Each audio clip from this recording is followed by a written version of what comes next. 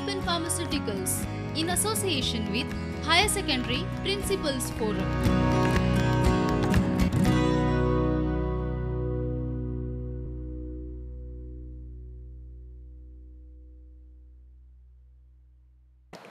Good day students, welcome to English class.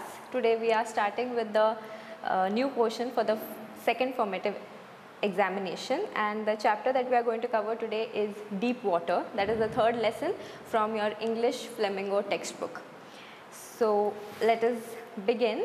As you can see the title here and the image, you might have got an idea about what this lesson is about.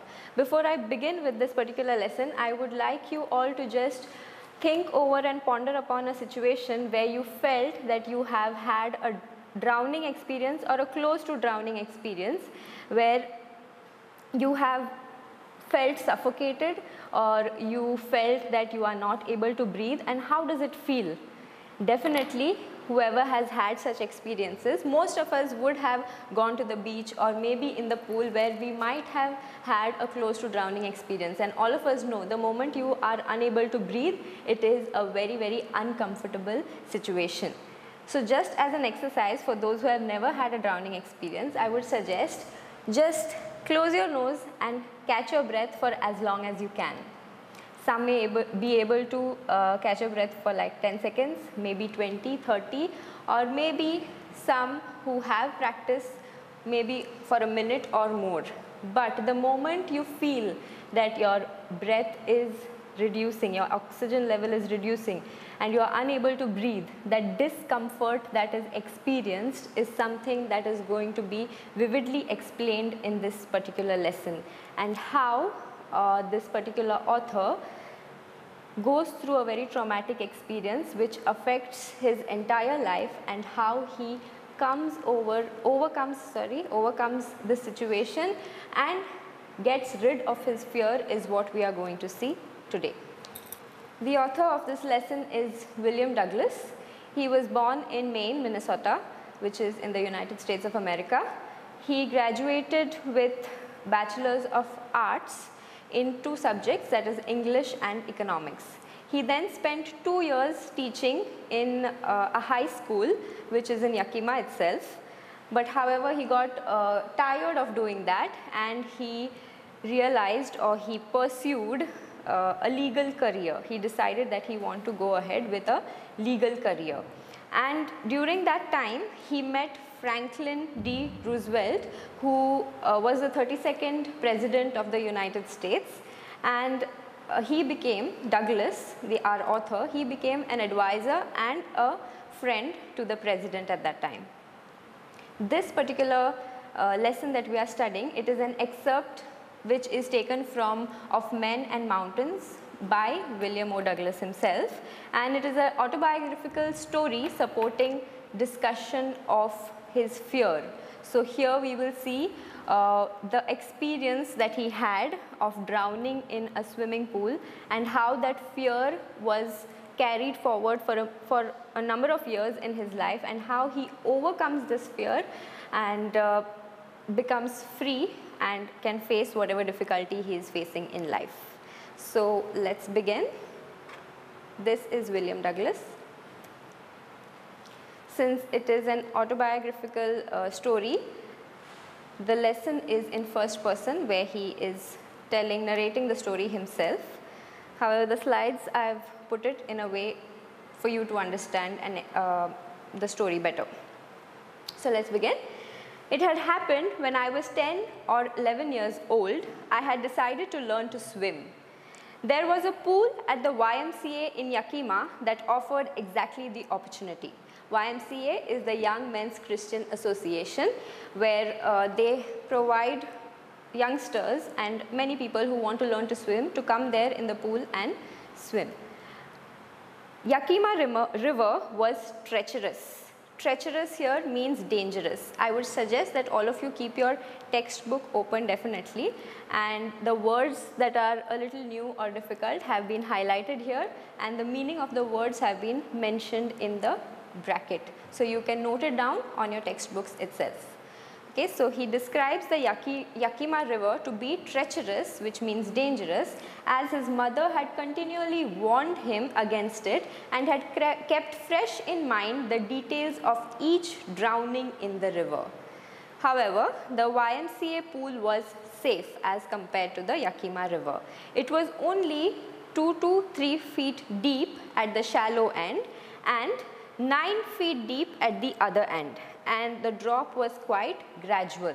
So this makes the YMCA pool much more safer compared to the Yakima River. The Yakima River looks something like the image over here, and there have been a lot of drowning cases which his mother kept continually reminding him about. And the pool compared to the river obviously seemed like a much safer place for him to go and learn to swim, as the drop was very gradual. So when he went over there the first day, he was all ready. He got a pair of water wings. Water wings are in the image over there, you can see something that helps you to swim and float. He went into the pool. He hated it because he had to show his skinny legs, which he did not like. And yet, you know, as his age is around 10 to 11, any child would be conscious to go there. You're wearing your swimming trunks and you have to show your skinny legs. So at that age, he felt a little conscious to be there. But nevertheless, what he did was he just subdued all his pride. He just kept it in and he said, I have to do it. And so he went ahead and he did it. From the beginning, however, he had an aversion to the water. What is aversion? Aversion is a strong dislike. When you have a strong dislike to something, the word here is aversion. So he had an aversion to the water. Why? What happened? Let us see. This happened when he was around 3 or 4 years old, when he had gone to the beach in California and he was surfing with his father. He actually hung on his father and he was surfing at on the beach, when suddenly a huge wave came in and knocked him out and swept him over. And that was a very, very terrorizing experience to him. Even though it was nothing serious and his father was there with him, his father actually laughed about the situation because he knew he was out of danger. But the whole experience of the wave engulfing him, the overpowering force of the wave actually created a great terror in his heart, which was left in his mind. So when he was introduced to this YMCA pool, it kind of revived all these memories. That is, it brought back, it restored all these unpleasant memories that he had of his childhood or childish fears. And he started thinking about those things. But after a little while, he automatically gathered confidence. He paddled in with his new water wings. He watched all the other boys who were there. He started seeing their movements and he started aping their movements. So he started imitating them by looking at them. And 2 or 3 times, different days, he started doing the same regular thing and he started beginning to feel at ease. So slowly he was getting comfortable with the whole situation, and that is when unfortunately a misadventure happened. Okay, so as he was getting used to the pool and the water, suddenly something happened. What happened? Let us see. So one day he went into the pool when no one else was there. The place was really quiet because no one had reached over there. The water was still and the tiled bottom was as white and clean as that of a bathtub. He was a little scared and timid to go in the water alone. So what he did was he sat at the side of the pool and he waited for the others to come so that he could join in and swim. That is when in came a bruiser of a boy. Bruiser of a boy, kind of a bully who enjoys getting into fights and arguments and who was quite tough and aggressive as a person to look at. They describe him and they say he probably would be around 18 years old and he had thick hair on his chest. He was a beautiful physical specimen. with legs and arms that showed rippling muscles. So this shows that he is physically definitely stronger than the little Douglas. He yelled, "Hi Skinny, how do you like to be ducked?" Okay, ducked meaning how do you want to be dipped in the water. With that, he just picked up Douglas and tossed him into the water. Where did he toss him? In the deep end of the pool, which is much more scarier than the shallow end. He directly landed in a sitting position, swallowed water and went at once to the bottom. He says, "I was frightened but not yet frightened out of my wits. On the way down, I planned." So you see, he was frightened but not so much that he didn't have control over his mind and he didn't know what to do. He was still not frightened out of his wits. So the little intelligence that is required to react to something and plan something, that was still there in him. So he decided and he planned, when my feet hit the bottom, I would make a big jump, come to the surface, lie flat on it and paddle to the edge of the pool. So this was the plan that he made. Keep it in mind, a question can be asked based on this. This was the plan, but let's see what happened. It seemed a long way down. Those 9 feet that were there in the pool, he actually felt like it was 90. And before he touched the bottom, his lungs were almost ready to burst.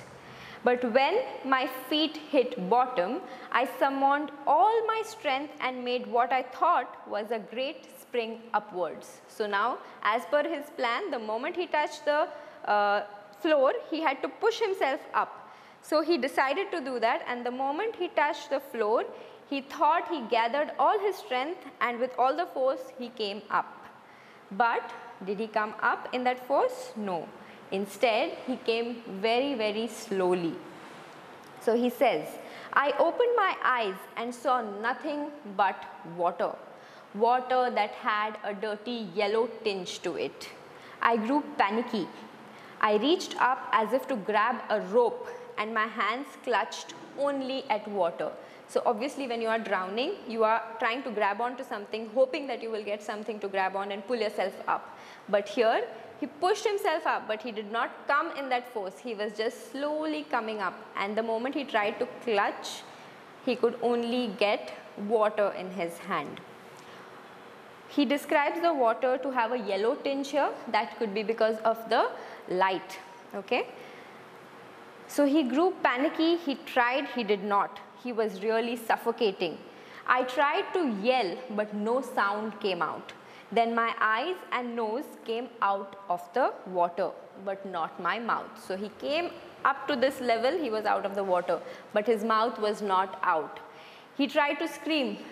If you have any time tried to scream underwater, you would know that the sound would not really be audible outside. It wouldn't come out. You would put in your whole pressure and force and scream, but it wouldn't be coming out actually. So the same thing happened. He tried his best, but unfortunately he just could not. I flailed at the surface of the water. F-L-A-I-L-E-D, that is waving and swinging. He swallowed and choked. I tried to bring my legs up, but they hung as dead weights. He felt really heavy, like his legs were really heavy. He felt paralyzed and rigid. Paralyzed meaning completely unable to move, and rigid, a kind of a stiff kind of position where he just felt that nothing could happen. He just felt trapped and stuck over there where he could not move, he could not do anything. Then a great force was pulling him under. He screamed, but only the water could hear him. Then he says, I had started on the long journey back at the bottom of the pool. So he tried to spring up once, but with all the efforts, nothing happened. He only came up to the level of his nose. His mouth was still underwater, and again he started going down. He struck the water as he went down. Obviously, a person is struggling, he would do whatever is there from his side, make all the attempts to try and come out and save himself and just breathe and stay alive. So he pushed himself, he did all that he could, like how in a nightmare when you are having a really bad dream and in your nightmare there is some kind of irresistible force that is pushing you, how you would struggle to come out of it. The same way for him this was a nightmare kind of situation, but it was actually happening to him and he was anyhow trying to get out of this situation. He says, I had lost all my breath, my lungs ached, my head throbbed. Here there are words. Ached means obviously most of you must be knowing, suffering from some kind of pain. So his lungs were starting to really hurt him, pain him, and his head was throbbing. Throbbed meaning it's like a pulse or the beat that is there. If you are having a really bad headache, sometimes you feel that throbbing feeling, like how the heartbeat is, same way there is like a throbbing in your head which you experience. So all this started happening to him, and again as he felt really tragic in this whole situation, the only thing that said that he was still struggling was all this throbbing feeling that he had. But still he remembered his strategy. He did not forget his strategy. What was his strategy? I would spring up from the bottom of the pool and come like a cork to the surface. I would lie flat on the water, strike out with my arms and thrash with my legs. Then I would get to the edge of the pool and be safe. So again, C-O-R-K, cork is like a wooden thing, a cork that you have for a bottles and stuff. Those things, they float in the water, right? So he felt like a cork, even he would just bob up and float in the water as light as a cork, and then he would just swim and he would try to reach at the sides somewhere and just grab the sides and feel safe. But did that happen? No. He just went down, down, endlessly. He opened his eyes and he saw nothing but water with the yellow glow, dark water that no one could see through. So he was completely feeling trapped in this particular situation. Sheer stark terror seized him. So complete utter terror, that is that fear, had taken over him. It had taken hold of him. He was shrieking, that is he was screaming aloud, but nobody could definitely hear him. There was terror, just complete terror. Terror that knows no understanding, terror that knows no control, terror that no one can understand who has not experienced it. So here he says something, that is, unless you experience such a feeling, you would not understand what it is.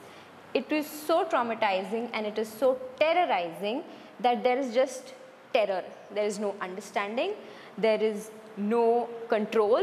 You are not able to do anything. You are just captured by that terror. He was shrieking, that is, he was screaming aloud underwater, but definitely nothing happened. He was paralyzed underwater, completely stiff, rigid, and with a lot of fear. Even the screams in his throat were frozen. So he was pushing himself to scream. He was really trying hard to scream, but did it come out? No, it was frozen. He said, only my heart and the pounding in my head, as we were describing it earlier, these were the only things that showed that he was still alive. Moving ahead. And then amidst all this terror came a touch of reason. Again, he reminded himself and he said, I must remember to jump when I hit the bottom. So even though he was struggling all this while, still that small ray of hope, that tiny reason that you want to still live and you still have the strength to attempt, that again comes into him. And he remembers his strategy and he says, all I need to do is jump as soon as I hit the bottom. At last he felt the tiles under him and immediately his toes reached out as if to grab the tiles and he jumped with everything that he had.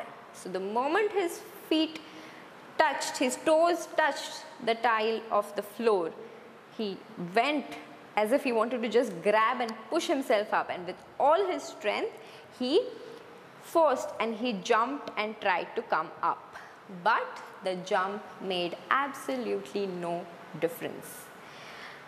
There was nothing, the water was still around him, and he remembered,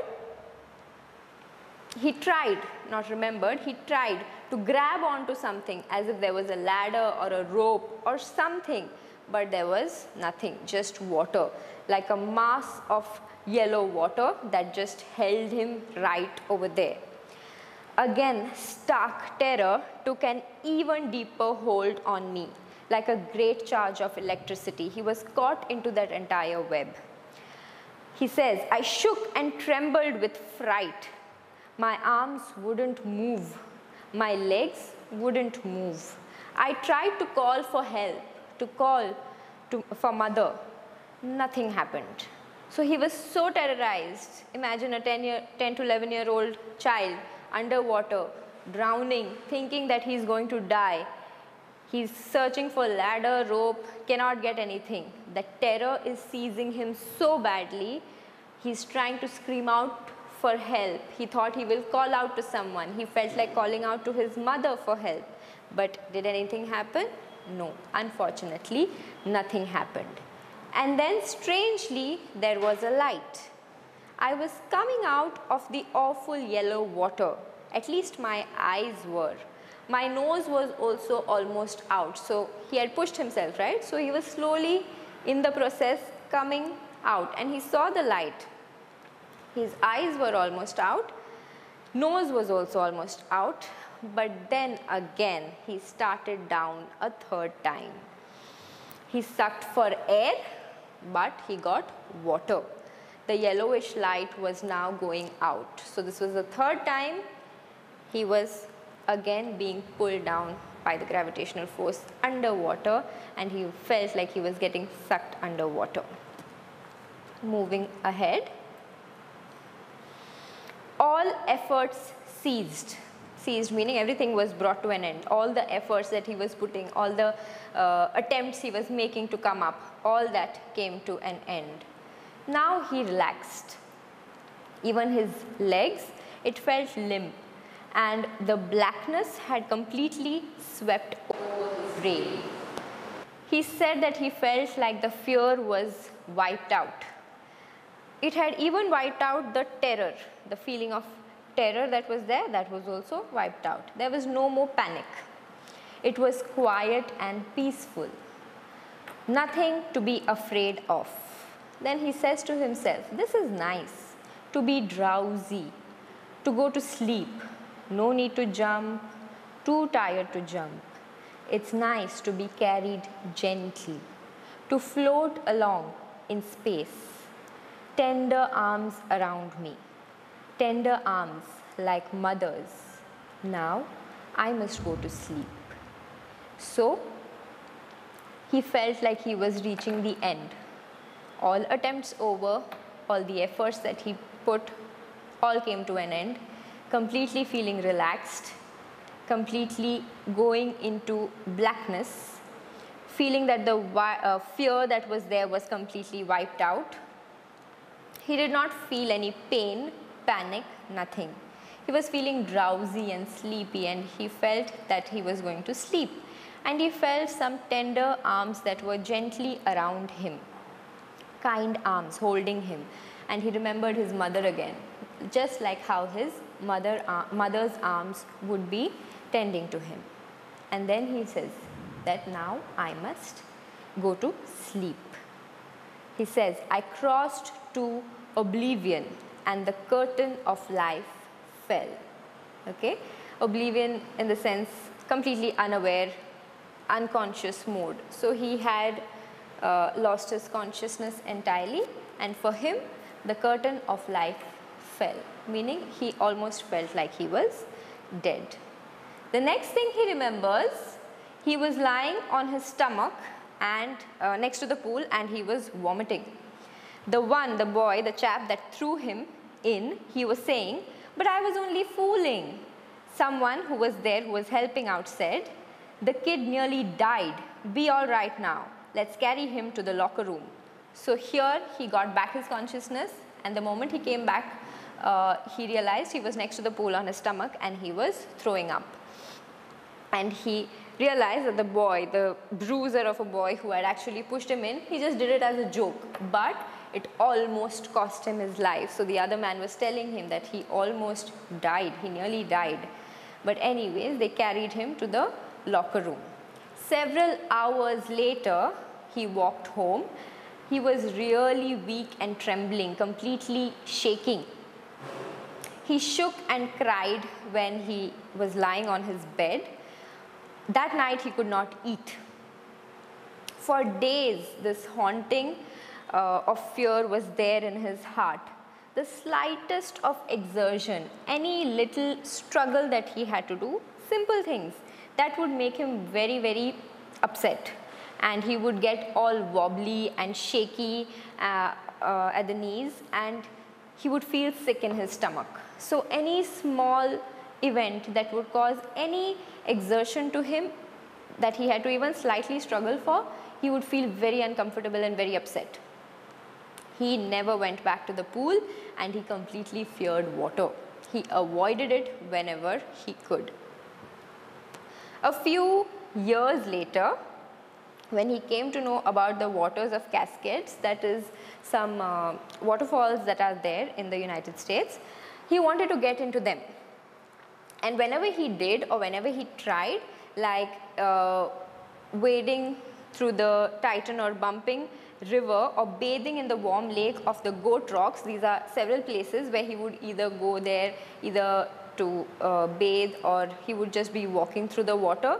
Whatever it was he went to do, anywhere close to any water body, the terror that had seized him in the pool would come back. So the moment he would be in any kind of, in the presence of any kind of water body, immediately the same terror came back to him. It would take possession of him completely, and his legs would again become paralyzed. Icy horror would grab my heart. So that intense fear that was there, again it would grab onto him, and he would completely feel paralyzed and feel like that is the end.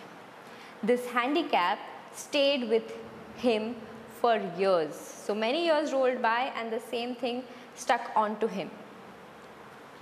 Handicap is some kind of hindrance or something that stops you from doing something. So this stayed with him for years. In canoes on marine lakes, whether it's fishing, any kind of fishing, whether it was freshwater fishing, bass fishing, wherever he went, whatever he did, he just could not get rid of this fear. The haunting fear of water, it followed him everywhere, and it would ruin all of his fishing trips.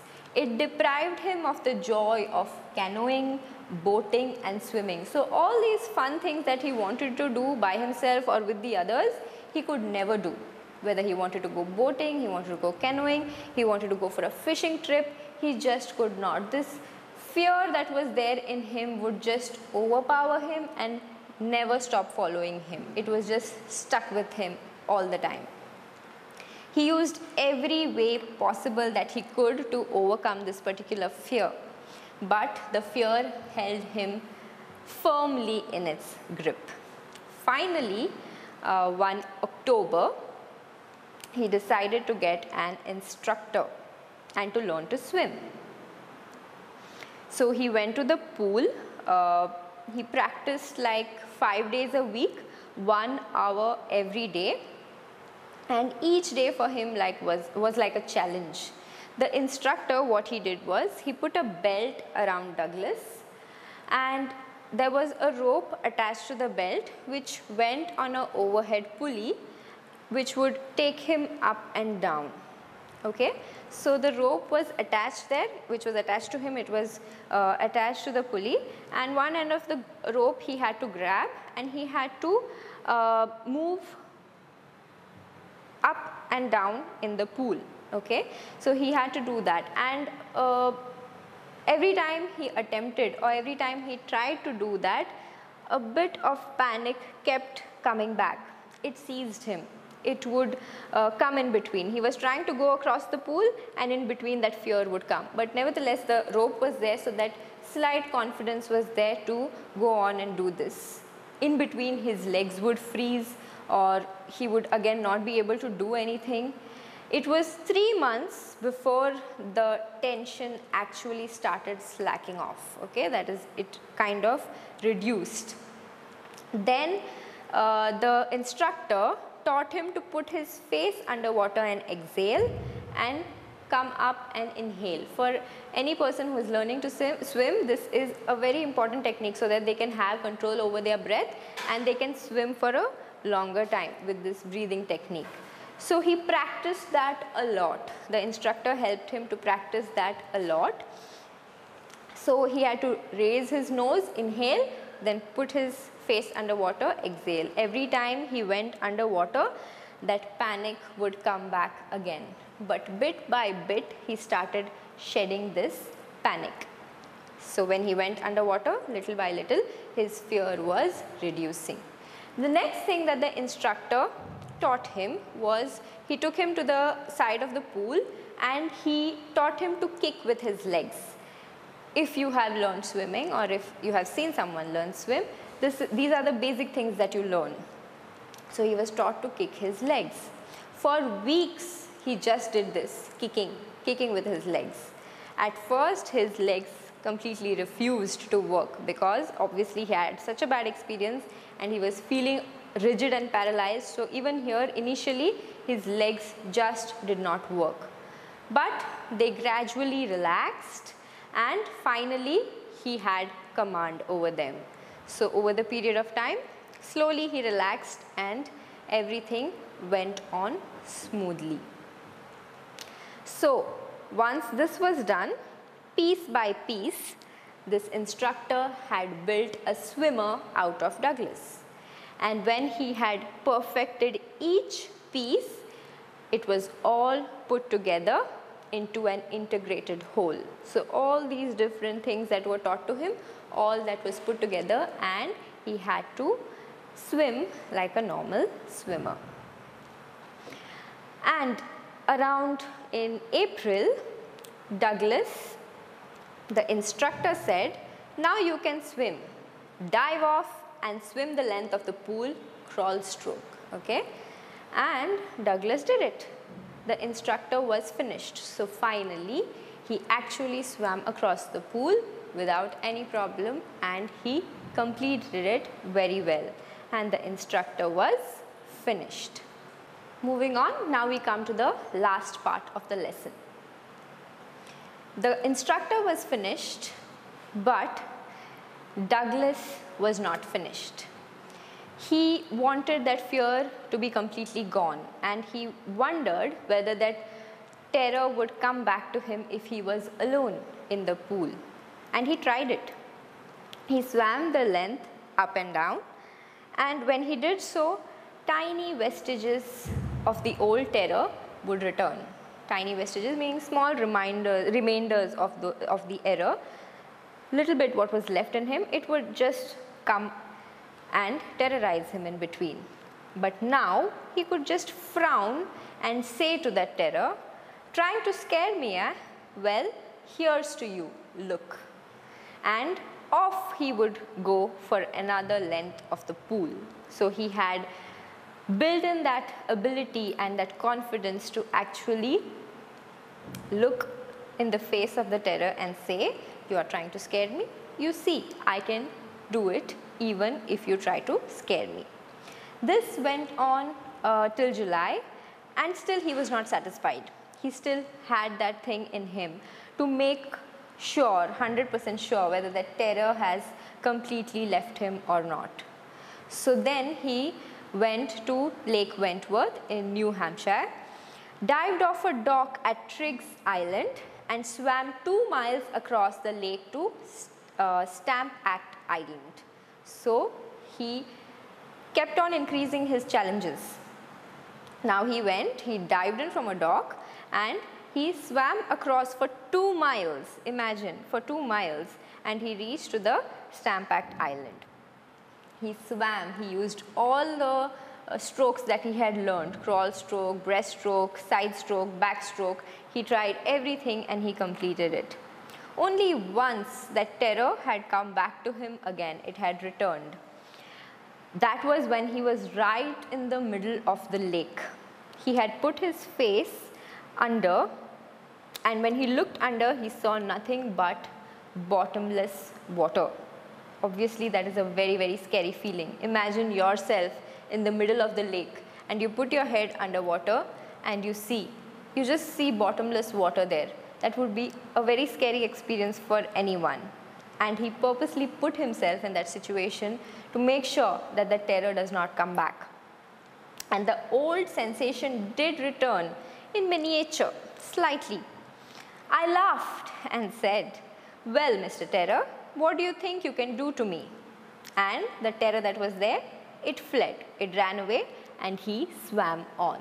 So every time he took this up as a challenge, he actually vocally spoke to the terror, which made him more confident, and he realized that he does have control and he can overcome this fear and this terror. Yet, in spite of doing this, he had a residual doubt, that is slight leftover doubt in him. So at the first opportunity, he hurried west. He went up to the Conrad Meadows, up to the Conrad Creek trail to meet Glacier, and camped in the high meadows by the side of Warm Lake. Okay, so in the US, these particular meadows he went to, there was a lake over there, so he went, climbed up, hiked, went, had all the adventure that he could, and he went near the Warm Lake. The next morning, what he did, he stripped, dived into the lake, swam across to the other shore and came back. So he swam across to the other shore and he came back just as Doug Corcoran used to. Doug Corcoran is a eminent personality in Yakima who had actually done all these things. So he had this adventurous trip and he successfully completed this entire thing. So the same way, even he camped, he swam across and came back and did all this by himself. And this gave him that exhilarating feeling. I shouted with joy and the Gilbert Peak returned the echo. So what he said, it echoed back to him. I had conquered my fear of water. So finally, he had overcome his fear of water and he has been successful by completing whatever things that he had thought in his mind. As he built up his challenges, he still very well successfully overcame all these issues and completed all his challenges, and he successfully conquered his fear of water. This particular experience had a very, very deep meaning to him, and even we can learn a lot from Douglas's experience. What he says here is, only those who have known the stark terror and conquered it can appreciate it. So only a person who has actually felt this terror grasping them and has overcome this terror and conquered it, only they will be able to appreciate this. What he says is, in death there is peace. There is terror only in the fear of death itself. So what he says is that in death there is peace, definitely. If you compare it to the time he was drowning, you remember towards the end he had actually eased down. He felt that things were getting peaceful and he was feeling relaxed. So that is a slight comparison to what he means to say by saying that in death there is peace. Obviously, once there is death, there is peace. But there is terror only in the fear of death. So that fear, when it is there, that you feel you're going to die and you have no control, like when he was drowning, that was when he was terrorized, when he felt that he was going to die, that fear was with him. That is what caused the terror. And then he quoted what Roosevelt said, that is, the only thing we have to fear is fear itself. This was said by the President Franklin D. Roosevelt, who was the President of the United States. He said that all we have to fear is fear itself. So the only thing that creates fear in us is fear itself. If you don't have that fear, you can obviously overcome and do whatever you want and achieve whatever you wish to. Because, he says, I had experienced both the sensation of dying and the terror that fear of it can produce, the will to live somehow grew in intensity. So he had both these experiences, that is, the sensation of dying and the terror it can actually cause. Both these experiences he had. But because of these experiences, the will to live, it actually increased, improved in intensity. And at last, William Douglas actually felt released. That is because he was free to walk the trails and climb the peaks and to brush aside the fear. So finally, he was released from all his terror and fear. Now he could just walk ahead, do whatever he wanted, have fun either by himself or with the people around him, take up different adventures and complete it without having this fear at the back of his head.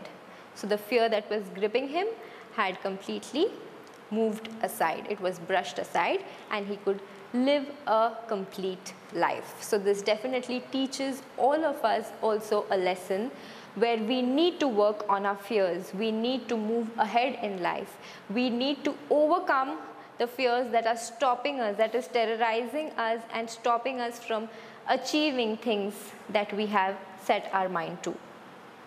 No matter in which situation, it may not be the fear of water, it could be a fear of anything, fear of anything that you want to achieve in your life. No matter what, this experience of William Douglas teaches us that any fear, you can overcome it, no matter how difficult it seems. And we need to work on it and push ourselves to overcome the fear that we face. So let's just summarize what we learnt in this lesson. Deep Water is basically about the writer's journey of overcoming the fear of water, which was deeply rooted in him since childhood.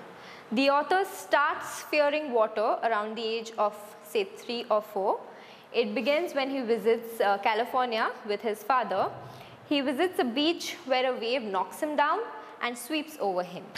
Although the father laughs at this, knowing there was no danger, this experience actually terrifies the author. This experience develops a fear of water in him, and after that, when the author is 10 or 11 years old, he experiences another incident which escalates his fear which was already there.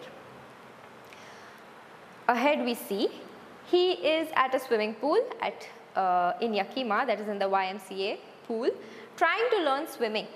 And one fine day, a bully, the big bruiser of a boy, he decides to pull a dangerous prank.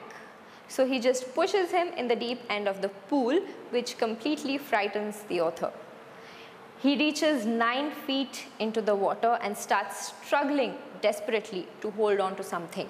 Moreover, he yells for help, but he starts feeling paralyzed and he felt only his heart and the throbbing in his head. Then he gives up. He slowly relaxes and he just gives up. But then he wakes up at the side of the pool when he thought everything was over. Suddenly, the next thing he remembers, he wakes up at the side of the pool and he's vomiting and he's finally realized that he's still alive. However, the terror he experiences while drowning, it never goes away. It continues to haunt him for many, many years and even spoils his future expeditions like canoeing, swimming, fishing, and many more. He even visits marine lakes, Columbia, New Hampshire, and more, and many more. but he's not able to enjoy it. As we have already seen, the terror was still after him. So he decides to overcome this fear anyhow, and he enrolls himself in a swimming class and tries to learn from an instructor. So the instructor teaches him many tips and tricks for swimming, which helped him a lot. So he begins with the inhaling and exhaling. Then he practices that for a lot of weeks. Finally, he gets comfortable. Further, he moves on to the kicking of the legs on the side of the pool. And finally, with all this combined, all the combination, he moves on to become a swimmer. So he finally swims. Although the author knows how to swim, he was still terrified of water. And so, in order to get rid of the fear, he decides to confront it. So he mocks it, he puts up all the challenges, he does whatever he felt like doing, and he mocks it by thinking, what can it really do? What can the fear do? Nothing. It will just keep him in a terrorized, scared zone. But what can it do? Nothing. Consequently, he plunges into the water, and to his surprise, his fear just goes away. So he faced it in many places, and at last he manages to conquer it. Finally, he has conquered his fear. So to sum up in this lesson, we learn that if we are determined enough and if we have the courage, we can overcome any fear that comes our way without letting the fear overpower us. So this is a summary. Moving on to the question and answers, I've just put up some important questions that are commonly asked. The first one here is, why was Douglas frightened to swim in the Yakima River? And the answer can be written something like this. The Yakima River was treacherous, it was very dangerous. Besides, his mother continually warned against it and kept fresh in his mind the details of each drowning in the river. So that is the reason that Douglas was frightened to swim in the Yakima River. Another question that can be asked, why did Douglas choose the YMCA pool to learn to swim? So the YMCA pool was only 2 to 3 feet deep at the shallow end and 9 feet deep at the other end, and the drop was gradual.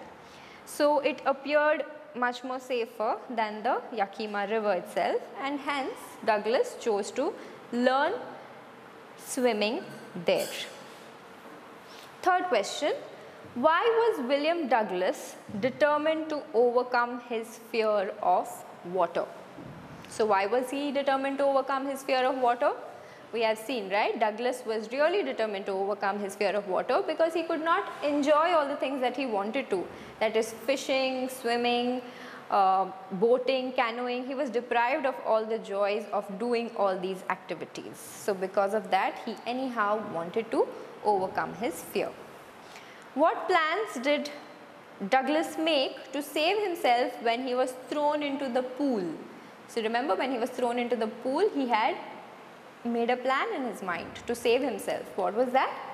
So Douglas had decided that when his feet would hit the bottom, he would make a big jump, come to the surface, lie flat and paddle to the end of the pool. So this was his plan. Next question, how did Douglas develop an aversion for water? Why was he having this fear for water? So what happened was, Douglas was once knocked down by the waves at California Beach, that you do remember, right? When he was 3 to 4 years old, when he went with his father. That was one bad experience, where the waves swept over him and he was buried under them. So the overpowering force of water terrorized him, and that is why he had developed aversion to it. And later, obviously, there were more experiences. There was another major experience, but that does not need to be included here, because why he developed the aversion was because of this initial experience that he had with his father. Another question, how does Douglas overcome his fear of water? So what all did he do to overcome his fear of water? The haunting fear of water followed Douglas in every fishing trip, swimming, boating and canoeing. So to get rid of this fear, he finally engaged an instructor who taught him 5 days a week, an hour each day. So he held one end of the rope and the other end was at the pulley overhead of Douglas, which helped him to move up and down, which gave him the confidence at least to swim. How did the instructor build a swimmer out of William Douglas? So what did this instructor do?